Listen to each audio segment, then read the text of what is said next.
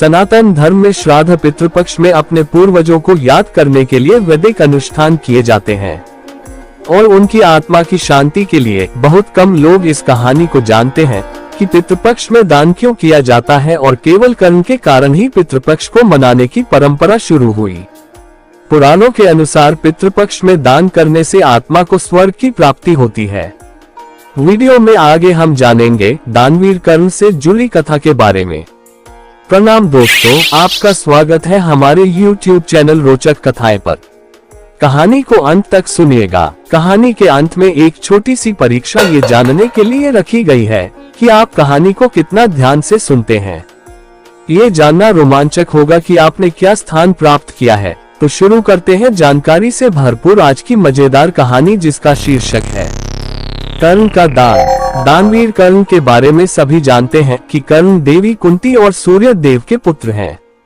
अपने दान की प्रतिज्ञा को पूरा करने के लिए कर्ण ने अपने सुरक्षा कवच और कुंडल भी दान कर दिए थे। कर्ण ने अपने पूरे जीवन में गरीबों और जरूरतमंदों को पैसा और सोना दान किया। उन्होंने अपने दर पर आने वाले किसी भी गरीब व्यक्ति को खाली हाथ नहीं जाने दिया, लेकिन उन्होंने कभी भी अन्न का दान नहीं किया। अपने अंतिम समय में जब कर्ण मृत्युलोक को छोड़कर स्वर्ग में गए तो उन्हें सोने और पैसे के अलावा कुछ नहीं दिया गया। जब इंद्रदेव से इसका कारण पूछा गया तब इंद्रदेव ने बताया कि उन्होंने जीवन भर केवल धन और सोने का ही दान किया, पितरों की शांति के लिए कभी अन्न का दान नहीं किया, इसलिए उन्हें भोजन नहीं दिया गया। देवराज इंद्र की बात सुनकर सूर्यपुत्र कर्ण ने देवराज से कहा, मुझे अनुदान के महत्व का पता नहीं था। अपनी गलती का एहसास होने पर कर्ण ने देवराज इंद्र से अपनी गलती सुधारने के लिए कुछ दिनों के लिए पृथ्वी पर जाने का अनुरोध किया। फिर इंद्रदेव ने उन्हें 16 दिनों के लिए पृथ्वी पर जाने और अपनी गलती को सुधारने का अवसर दिया। पृथ्वी पर आने के बाद कर्ण ने अपने पूर्वजों को याद किया और उनकी आत्मा की शांति के लिए तर्पण किया और भूखे गरीबों को भोजन दान किया। तभी से 16 दिनों का पितृपक्ष मनाने की परंपरा चली आ रही है।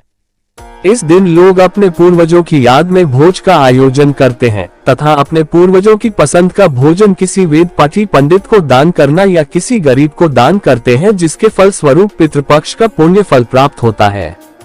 हमारे पूर्वज हमें इन सभी कर्म कांडों को करते हुए देखकर प्रसन्न होते हैं और हमें आशीर्वाद देते हैं। आशा करता हूँ आज की कहानी आपको बहुत अच्छी लगी होगी। अब समय आ गया है ये जानने का कि आपने वीडियो को कितना ध्यान से सुना है।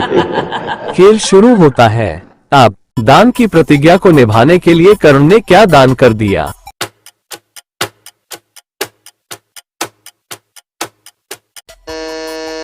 कवच और कुंडल। जब कर्ण मृत्यु लोक को छोड़कर स्वर्ग गया तब उसे क्या दिया गया।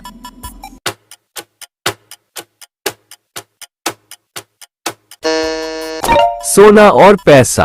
कर्ण को स्वर्ग में भोजन क्यों नहीं दिया गया।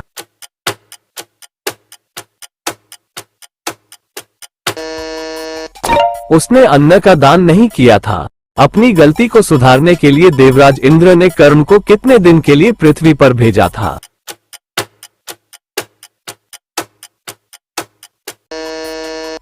16 दिन। पृथ्वी पर आकर अपने पूर्वजों की शांति के लिए कर्ण ने क्या किया।